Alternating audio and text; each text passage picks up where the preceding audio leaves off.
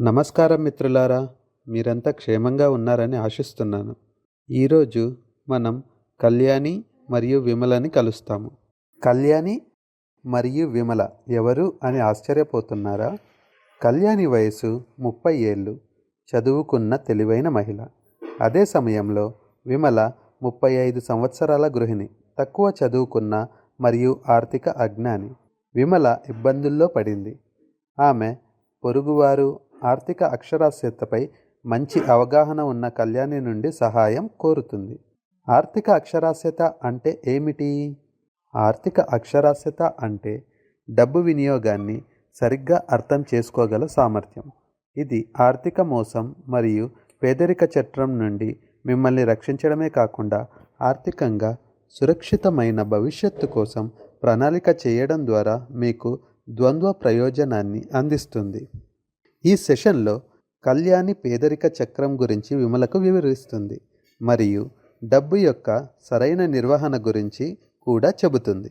ఈ విషయం గురించి మరింత సమాచారాన్ని విమల మరియు కళ్యాణి ద్వారా తెలుసుకుందాం రండి.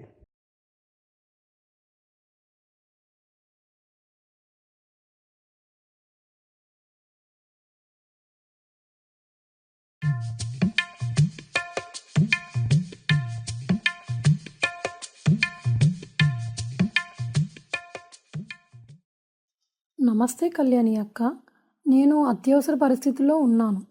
నాకు డబ్బు అవసరం. ఈ అవసర సమయంలో ఎవరిని సంప్రదించగలనో మీరు నాకు సూచించగలరా? నేను ఎంత డబ్బు పొందగలను? నా భర్త ఆరోగ్యం బాగా లేదు. కొంచెం దూరంలో ఉన్న పెద్ద ఆసుపత్రికి తీసుకెళ్ళాలి. నాకు వైద్య ఖర్చుల కోసం కనీసం 5,000 రూపాయలైనా కావాలి. ఓ, ఇది మీకు చాలా పెద్ద మొత్తం. అందుకే డబ్బును పొదుపు చేసుకోమని నేను ఎప్పుడో సలహా ఇచ్చాను. మళ్ళీ ఇలాంటి కష్టాలు రాకుండా నిన్ను ఆర్థికంగా అక్షరాస్యులుగా తీర్చిదిద్దాలి. ఇది అత్యవసరం కాబట్టి ప్రస్తుతానికి ఈ 5,000 రూపాయలు ఇస్తున్నాను. ఆర్థికంగా అక్షరాస్యులు అవ్వడం అంటే ఏమిటి? ఆర్థికంగా అక్షరాస్యులు కావడం ద్వారా మీరు మీ డబ్బును నిర్వహించగలుగుతారు, మోసం నుండి మిమ్మల్ని మీరు రక్షించుకోగలరు మరియు తెలివైన ఆర్థిక నిర్ణయాలు తీసుకోగలరు. ప్రస్తుతానికి ఈ డబ్బును తీసుకుని మీ భర్తకు వైద్యం చేయించండి.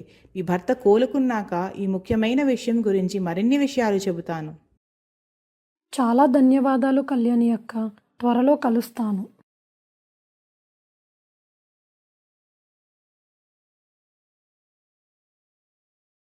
నమస్తే విమల, మీ భర్త ఇప్పుడు క్షేమంగా ఉన్నారని ఆశిస్తున్నాను. నేను మీ ఇంటి మీదుగా బజార్కి వెళ్తున్నాను కాబట్టి ఒకసారి మిమ్మల్ని కలిసి మీ భర్త ఆరోగ్యం గురించి అడగాలని అనిపించింది. అవును కళ్యాణి అక్క, ఇప్పుడు బాగానే ఉంది. మీ సహాయానికి చాలా ధన్యవాదాలు. నువ్వెందుకు లోపలికి రాలేవు? టీ తాగు. నువ్వు మనీ మేనేజ్మెంట్ గురించి చెప్పు. ఇక నుండి నా ఫైనాన్స్ గురించి నేను జాగ్రత్తగా ఉండాలనుకుంటున్నాను.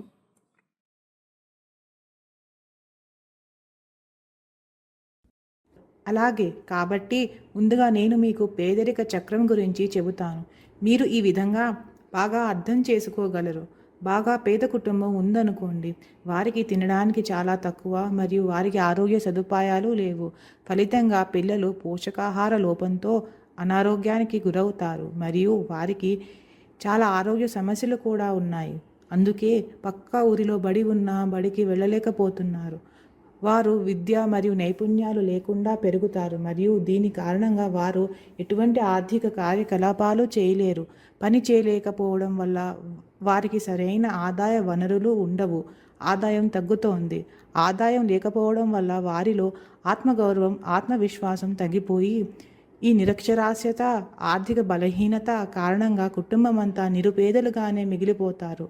మీరు దీనికి ఏకీభవిస్తారా? అవును, ఖచ్చితంగా మా కుటుంబంలో కూడా చూశాను. నా దూరపు బంధువు తన జీవితాంతం కష్టపడ్డాడు మరియు ఇప్పటికీ చాలా చెడ్డ స్థితిలో ఉన్నాడు. ఓ అవును, ఇంకా ఆరోగ్య సౌకర్యాల కొరత కారణంగా తల్లిదండ్రులు నివారించగలిగే వ్యాధులతో మరణిస్తారు. పిల్లలు పెరిగే కొద్దీ వారు అదే స్థాయి పేదరికాన్ని ఎదుర్కొంటారు మరియు వారి పిల్లలు కూడా ఇలాంటి పరిస్థితులలో పెరుగుతారు. కాబట్టి ఇది తరం నుండి తరానికి వచ్చే పేదరికం. ఒక ఉదాహరణ చెప్తాను. నాకు పక్క ఊరిలో కమల తెలుసు. ఇక్కడ ఉన్న చాలామందిలాగే కమల కూడా సొంతంగా భూమి గాని ఇల్లు గాని లేదు. ఆమె తన 3 పిల్లలను పోషించడానికి రోజువారీ వేతనంపై ఆధారపడి ఉంది. పనికి బదులుగా ఆహారం తీసుకోవడానికి లేదా స్థానిక మార్కెట్ నుండి ఆహారం కొనడానికి డబ్బు సంపాదించడానికి గాను ప్రతి శనివారం కుటుంబం ఏమీ తినదు.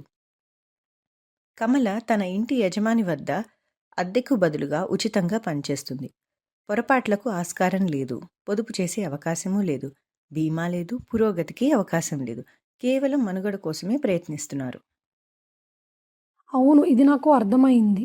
నేను చెప్పినట్లు నేను చాలా దగ్గరగా చూశాను. కళ్యాణి అక్క, ఇంతకీ పరిష్కారం ఏమిటి? ఆర్థికంగా బలంగా ఉన్న ప్రభుత్వం, స్వచ్ఛంద సంస్థలు లేదా కుటుంబ సభ్యుల జోక్యం దీనికి అవసరం. ఆరోగ్యం, ఆహారం, ఆశ్రయం లేదా ప్రాథమిక విద్య వంటి ఆర్థిక కార్యకలాపాల్లో నిమగ్నం అవ్వడానికి యువతకు ఒక రకమైన మద్దతును అందించాలి. తద్వారా ఆదాయం వస్తుంది. లేకపోతే ఈ చక్రం తరతరాలుగా కొనసాగుతుంది. ఇది ఒక ఉచ్చు. దీని నుండి బయటపడడం చాలా కష్టం. విమల, నిజానికి ఈ దారిద్ర్య చక్రాన్ని ఛేదించగలిగేది విద్య. పేదరిక చక్రాన్ని ఛేదించగలిగేది విద్య. వాస్తవానికి ఆరోగ్యం, ఆశ్రయం మరియు ఆహారం కూడా ముఖ్యమైనవి. అయితే విద్య భవిష్యత్తుకు తలుపు తెరవగలదు.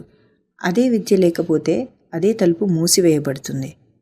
పాఠశాలలకు హాజరు కాని పిల్లలు దోపిడీకి మరియు బాల్య వివాహాలకు గురయ్యే ఎక్కువ ప్రమాదం ఉంది. పెద్దయ్యాక చాలా తక్కువ సంపాదన బాటలో పయనిస్తారు. ఇది వారి సొంత పిల్లల భవిష్యత్తును పరిమితం చేస్తుంది. తద్వారా తరం నుండి తరానికి పేదరిక చక్రం పునరావృతం అవుతుంది. నేను అర్థం చేసుకున్నాను మరియు మీరు చెప్పింది నిజమని నేను భావిస్తున్నాను. కానీ ఆర్థిక నిర్వహణ గురించి ఏమిటి? మీరు ప్రాథమిక జ్ఞానం సంపాదించిన తర్వాత మీరు ఆర్థిక నిర్వహణ మరియు ఆర్థిక సామర్థ్యం గురించి తెలుసుకోవడానికి సిద్ధమవుతారు. ఆర్థిక విద్య అంటే ఏమిటి? నేను ఆ జ్ఞానాన్ని ఎలా పొందగలను? ఖచ్చితంగా విమల, నేను మీకు చెప్తాను. 2 రోజుల తర్వాత మళ్ళీ కలుసుకుందాం. ఆపై నేను మిమ్మల్ని ఆర్థికంగా అక్షరాస్యులను చేయడం ప్రారంభిస్తాను. తప్పకుండా కళ్యాణి అక్క, మీకు చాలా కృతజ్ఞతలు. మళ్ళీ కలుద్దాం. నేను నిజంగా ఈ జ్ఞానాన్ని పొందాలనుకుంటున్నాను మరియు నా భర్త కూడా మీ మాట వినాలని నేను భావిస్తున్నాను. కాబట్టి మిత్రులారా, మీరు కళ్యాణి మరియు భీమ్లా యొక్క విజ్ఞానవంతమైన చర్చను విన్నారు. ఈ సంభాషణ ద్వారా మీకు ఆర్థిక అక్షరాస్యతపై అవగాహన పెరుగుతుంది అని ఆశిస్తున్నాము. కాబట్టి దీనిని కొన్ని సాధారణ ప్రశ్నల ద్వారా పరిశీలిద్దాము. మొదటి ప్రశ్న, ఆర్థిక అక్షరాస్యత అంటే ఏమిటి? సరైన సమాధానాన్ని ఎంచుకోండి. ఆప్షన్ ఏ, వ్యక్తిగత ఆర్థిక నిర్వహణ గురించి పరిజ్ఞానం. ఆప్షన్ బి, ఆర్థిక మోసాల నుండి రక్షణ కల్పించడంతో పాటు ఆర్థిక సురక్షితమైన భవిష్యత్తు కోసం ప్రణాళిక వేసుకోవడం. ఆప్షన్ సి, ఆర్థిక వ్యవస్థ అందుబాటులో ఉన్న వివిధ ఆర్థిక ఉత్పత్తులు మరియు పెట్టుబడుల అనుకూలతను అంచనా వేయడానికి అవసరమైన జ్ఞానం మరియు నైపుణ్యం. ఆప్షన్ డి, పైవన్నీ. ఆప్షన్ ఈ, పైవేవీ కాదు. సమాధానం పైవన్నీ. రెండవ ప్రశ్న, పేదరిక చక్రం అంటే ఏమిటి? సరైన సమాధానాలతో కిందున్న చక్రాన్ని పూర్తి చేయండి. పేద కుటుంబం, సరైన ఆహారం, పరిశుభ్రమైన నీరు, పాఠశాల అందుబాటులో లేకపోవడం, పౌష్టికాహార లోపం, వ్యాధి, ఆరోగ్య సమస్యలు. తరువాత చక్రాన్ని సరైన సమాధానంతో పూరించండి. సమాధానం, సరైన అవగాహన లేకపోవడం, పని చేయకపోవటం. తరువాత చక్రాన్ని సరైన సమాధానంతో పూరించండి. తక్కువ సంపాదన, ఆత్మగౌరవం మరియు ఆత్మవిశ్వాసం లేకపోవడం, నిరక్షత, ఆర్థికంగా వెనుక ఉండడం. దీంతో పేదరిక కుటుంబం చక్రం ముగిసింది.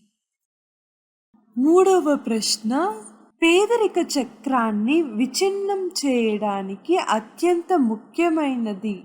ఆప్షన్ ఏ ఆరోగ్యం, ఆప్షన్ బి ఆశ్రయం, ఆప్షన్ సి ఆహారం, ఆప్షన్ డి విద్య. సరైన సమాధానం ఆప్షన్ డి విద్య. మీరు అన్ని ప్రశ్నలకు సరిగ్గా సమాధానం ఇచ్చారని ఆశిస్తున్నాము. ఈ భాగమును పూర్తి చేసినందుకు ధన్యవాదములు. తదుపరి భాగములో మళ్ళీ కలుద్దాము.